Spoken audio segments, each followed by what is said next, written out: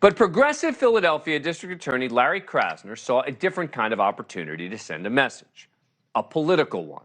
Now, at a press conference today, he started off well. This is a city that is shook. This is a city that right now is suffering.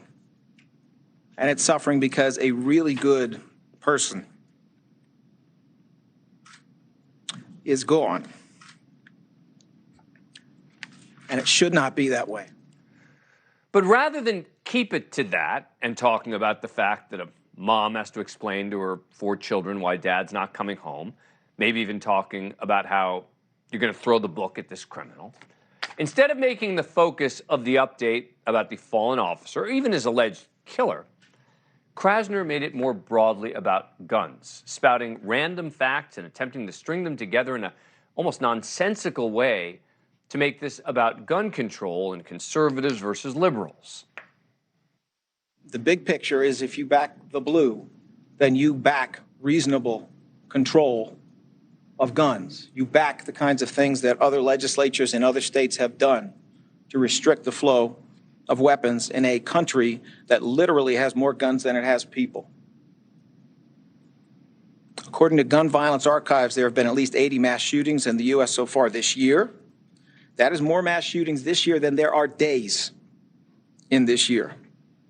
According to TSA, 2022 was a record year for gun confiscations at TSA checkpoints, which they attribute to the pervasiveness of guns in our society, not to any uptick in airport-related terrorism or terroristic threats. Sadly, this is one more tragedy that has shaken an entire city. Wait. We're talking about an officer here who made the ultimate sacrifice. This is not a mass shooting. Second, this has nothing to do with the TSA. What does the TSA confiscating guns have to do with anything about this press conference? Look, you can both support reasonable restrictions on guns and realize how infuriating it must be to fellow officers, his family, and others to tastelessly jump at any chance to reiterate left-wing talking points at a press conference intended to be an update on the investigation and to begin the mourning of Officer Fitzgerald.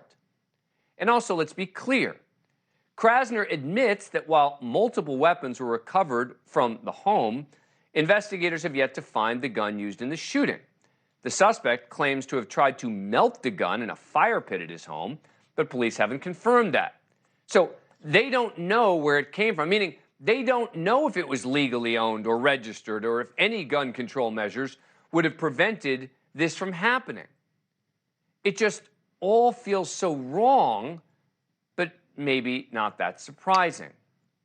Joining me now is Nick Liermann, former Assistant District Attorney for the Homicide Unit in the Philadelphia District Attorney's Office. Thanks very much for coming on the program. Appreciate it. All right, so what do you make of Mr. Krasner's comments? First of all and foremost, my thoughts go out to Officer Fitzgerald and his family. Obviously, what he and his family are going through is absolutely gut-wrenching, especially for someone who's trying to serve our community. And it's on the back of that message that Krasner's comments are, yet again, so disingenuous. This idea, as Dan, as you already pointed out, somehow gun control is going to fix this particular instance. There's just no basis in fact. There's no evidence, as you already pointed out, that the gun was obtained illegally. There's no evidence that Pfeffer's criminal record would have prohibited him from carrying or possessing or purchasing a weapon. And even some of the gun control laws that are proposed by many states across the country, like IRFO and the red flag laws, there's no evidence at this point that they would have addressed this issue either. But even, I guess the point is it not, even if you support gun control, let's assume you're the biggest gun control supporter out there, right? You support all sorts of measures. You still might say to yourself, it's a really bad idea if I want to get gun control measures passed to start spouting off about other issues related to guns when there's a dead officer who we're mourning and people want an update on what's going to happen to the criminals who were involved in this. I could not agree more. The timing was absolutely horrific. And the way he's trying to make a point was also concerning at best. Thank you for watching. Go to newsnationnow.com to find News Nation on your cable provider. And don't forget to click the red subscribe button below to get more of News Nation's fact-driven, unbiased coverage.